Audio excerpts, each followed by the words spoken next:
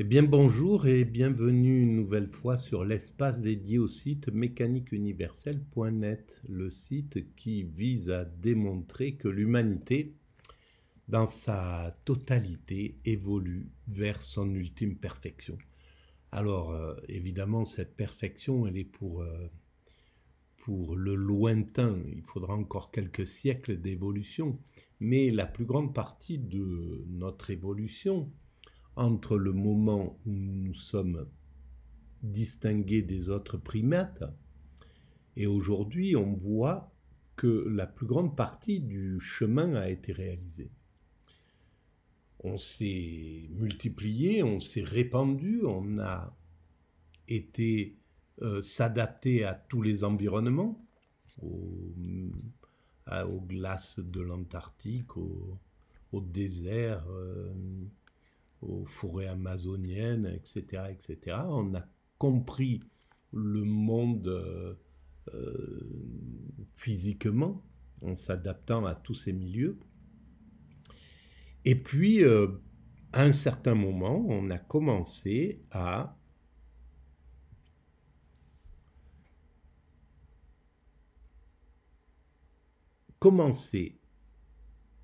un retour vers l'unification. Nous étions sans doute un petit groupe uni à l'origine, un petit groupe de primates naturels. Et puis, après toute cette expansion, eh bien, depuis un moment, on revient, on cherche à atteindre l'unité, parce qu'on a fait ce qu'on devait faire sur cette planète de façon intuitive, hein, parce qu'on n'a pas de plan, c'est pas l'humanité évolue de façon inconsciente.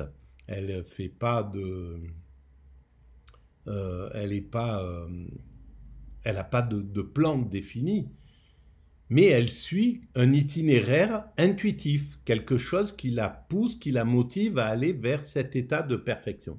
Cet état de perfection, c'est l'unité, entre autres, par exemple, l'unité humaine. Et on voit bien qu'on est au bord de cette unification. On a construit toutes les structures pour fonctionner universellement. L'ONU, l'OMS, l'OMC, l'Organisation mondiale du travail, du tourisme, etc., etc. Toutes ces structures sont déjà posées dans l'humanité. On commence à penser en termes de patrimoine universel, les forêts, l'air, les rivières, etc. Tout ça va passer dans le domaine universel. Et puis petit à petit, tout passera dans le domaine universel. Et donc tout sera universel, y compris les êtres humains qui seront considérés comme des œuvres d'art. Comme aujourd'hui on protège les œuvres d'art, les merveilles du monde, donc voilà, l'UNESCO est fait pour ça. On les protège, voilà, hein, on voit bien que pour l'instant, on n'a pas réussi à atteindre une gouvernance universelle. Il y a encore des gouvernances particulières qui font ce qu'ils veulent, qui peuvent détruire des choses qui appartiennent à l'humanité, au patrimoine de l'humanité. Eh bien, il y a des terroristes d'État ou de religion ou de culture qui vont détruire ces choses qui appartiennent à l'humanité. Mais tout ça, ben, on va le dépasser. C'est ce que nous constatons aujourd'hui, mais c'est le présent de l'an 2024. Dans 200 ans, en 2200 ou dans 100 ans, 200 ans, on aura atteint l'état d'unification, et les dominants actuels qui sont, bon, on peut le dire, hein, c'est l'Occident, c'est les États-Unis encore avec leurs alliés, et qui font la pluie et le beau temps, et la pluie de bombes et le beau temps pour eux, en fait.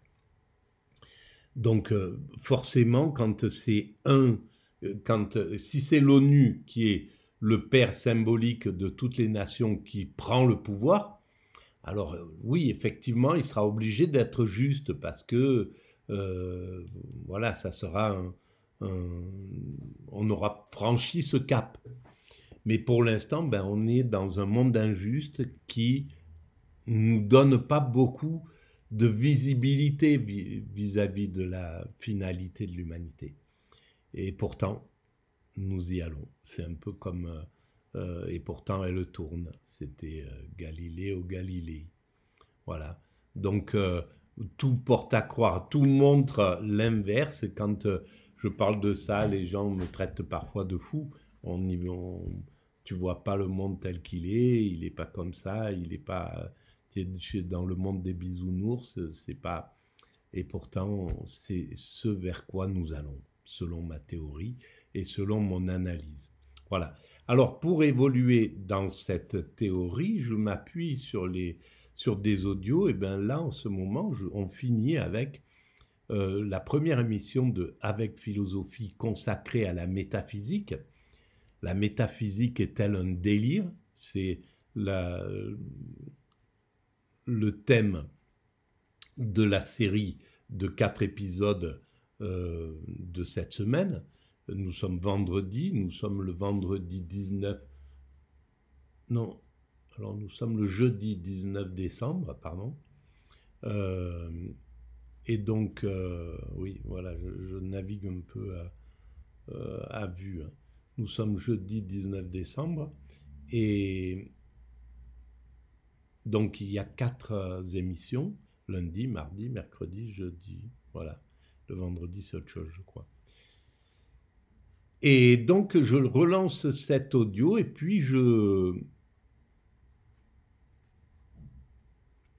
digresse à partir de cela. Allons-y. Où la crise environnementale devient inévitable, c'est-à-dire on ne peut pas ne pas en parler. Et comment en philosophie, quand on n'est donc pas scientifique, quand on n'est pas océanographe, climatologue, comment parler de la crise environnementale? Eh bien, justement, je pense que cette question, comment en philosophie parler du réel, c'est la question métaphysique et elle est liée à la crise environnementale. Que le réalisme spéculatif, c'est une sorte d'effet de la crise environnementale et de ce désir de parler en philosophie de la réalité. Vous avez tous raison, le désir de parler du réel, le besoin de parler même au-delà du réel, ça c'est sûr que nous l'avons en nous. La question c'est de savoir si nous ne faisons pas que projeter des idées qui sont les nôtres. D'une façon ou d'une autre, qu'on soit philosophe ou qu'on soit scientifique, la même question se pose pour le scientifique. Comment, et spécialement un scientifique qui serait kantien, comment le scientifique peut-il être sûr de parler du réel? Pour justifier la science, il faut une autre discipline qui se trouve alors être métaphysique. Alors, je vais donner le dernier mot sur ce point, puisque c'est votre travail à vous, Anna Longo, de penser les conditions de la science, m'avez-vous dit. Est-ce que vous pensez, oui, que nous pouvons avoir des propositions métaphysiques qui ne soient pas juste des projections, des effets d'imagination, de très belles fictions, comme celle du cinéma et de la littérature? Moi, je pense... Alors, la projection métaphysique, ben c'est, à mon sens, ce que toute pensée fait. À partir du moment où elle est plus, où une pensée parle de demain, dans 10 minutes, dans 1 heure, chose qui n'est pas présent, qui n'est pas vérifiable, qui n'est pas certain, on est dans des projections. Donc la métaphysique qui projette évidemment et qui va regarder des endroits qui sont inaccessibles. Est-ce qu'il y a Dieu? Quel est le sens de l'humanité? pourquoi il y a quelque chose plutôt que rien, qu'est-ce qui s'est... est-ce qu'il y a un au-delà, est-ce que, etc. Est-ce qu'on peut... est-ce que le monde réel existe? Toutes ces questions qui sont des questions métaphysiques, eh bien, toutes les sciences se les posent finalement. On n'est pas... toutes les sciences tiennent compte du passé, de ce qui a été réalisé déjà dans le passé et qui n'existe plus. Donc, elles ont un lien avec le passé, et elles ont un lien avec l'avenir, puisqu'elles travaillent dans un but.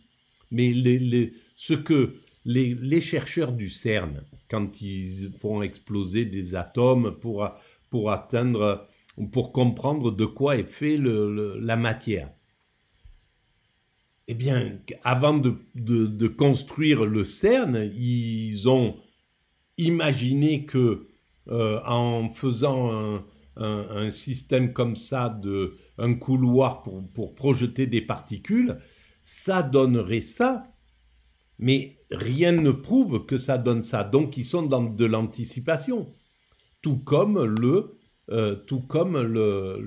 métaphysicien, en somme. Parce qu'il faut plutôt renverser les termes et penser plutôt que la métaphysique, c'est des projections, c'est des idées que nous projetons. Donc et plutôt de comprendre quelles sont les idées ou les forces ou les désirs que nous incarnons. Donc, quels sont les désirs ou les idées qui nous habitent, en sachant qu'elles peuvent changer, elles peuvent se modifier. Donc, il y a une pluralité peut-être de forces, d'idées, de désirs qui se manifestent à des époques différentes. Et c'est elles qui nous habitent. Et donc, pour moi, les conditions de la connaissance, c'est plutôt de savoir quelles sont ces forces, ces idées, ces esprits qui nous habitent. Quelles sont les forces et les idées qui nous habitent? Eh bien, oui, évidemment que ça évolue. Là, par exemple, l'idée de se poser réellement la question, mais physiquement, ou on va dire rationnellement, où nous allons. Quelle est la finalité de l'humanité? Il y a 200 ans, il y a 400 ans, ce n'était pas de circonstances. Pourquoi? Parce qu'il y a 400 ans, le monde n'avait pas été entièrement découvert. Il restait des pans d'endroits d'êtres humains à découvrir, à comprendre, etc., etc. Il y avait, on n'avait pas compris toute notre histoire. Donc, c'était pas possible pour l'humanité de décider une réflexion sur la finalité de l'humanité véritable. Alors, cette réflexion existait puisque les religions avaient déjà pensé en termes de téléologie de fin dernière de l'humanité. Quelles sont les fins dernières de l'humanité? Il y a 400 ans, les religions avaient cette vision de la fin des temps, du Messie qui reviendrait, etc., etc. Donc, il y avait cette réflexion intuitive. Mais maintenant, là où l'humanité est arrivée aujourd'hui, eh bien, elle a besoin de certitude. Elle a besoin de s'appuyer sur la science. Ça ne peut plus être des spéculations, d'accord? Donc, ça veut dire que la science va devoir prendre le relais de ce que les grandes religions, et puis les grandes religions sur toute la planète, parce que en Asie, c'est l'idée circulaire, elle existe, c'est-à-dire que le monde évolue vers l'âge d'or. Voilà, il est pour l'instant dans l'âge de fer ou l'âge d'airain, je ne sais pas. Et puis il va vers l'âge d'or. Et l'âge d'or, c'est le paradis, tout simplement. Donc, et on est arrivé à la fin de l'épisode 1 de cette réflexion sur la métaphysique. Est-ce que c'est un délire de se demander si Dieu existe, si ce que les religions appellent Dieu, ça existe, parce que bien entendu que on s'est fait une image de ce que ça peut être Dieu, mais c'est le principe, est-ce qu'il y a un principe créateur à l'origine de l'univers? Est-ce qu'il y a une force qui est là? Est-ce que cette force a une essence? Est-ce que cette essence a des qualités, une qualité? Est-ce que c'est l'amour? Ben oui, pour moi, oui.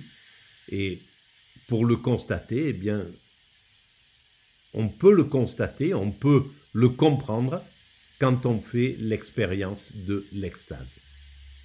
Voilà. Et je pense que dans la prochaine vidéo, parce que j'en ai écouté une autre de la métaphysique, je ne sais pas si c'est la deuxième ou la troisième, je pense que c'est la deuxième, la seconde. Il y a tout un travail sur le temps. Et le temps, c'est important pour justement comprendre que on peut sortir du temps, on peut sortir de l'influence du temps en étant dans l'extase. Et l'extase, c'est ce vers quoi l'humanité va. C'est son chemin. C'est notre finalité, elle est d'atteindre l'extase, en fait. Alors, il faut toutes les structures pour pouvoir atteindre ça. Il faut qu'on puisse atteindre un état de sérénité absolue, que l'esprit humain ait atteint un état de sérénité absolue, mais c'est ce que nous construisons dans le schéma. Voilà. Si vous pensez que ce travail a un peu d'intérêt universel, eh ben vous pouvez mettre des pouces, des pouces bleus, vous pouvez vous abonner, vous pouvez envoyer le lien à vos amis, vous pouvez établir des liens avec votre site ou avec d'autres espaces, vous pouvez travailler, vous pouvez participer au travail de la mécanique universelle, et puis vous pouvez écrire des commentaires, ça fait évoluer tout ça, l'espace. Et ensuite, vous pouvez également aller visiter le site mécaniqueuniverselle.net où je démontre toute cette théorie. Et puis, depuis quelques semaines maintenant, il y a un petit espace pour le don. Voilà, mais je le dis, mais je pense que ça n'a pas trop d'importance. C'est pour essayer d'avoir un webmaster, pour pouvoir faire évoluer le site mécaniqueuniverselle.net, entre autres. Merci de votre écoute, à très bientôt.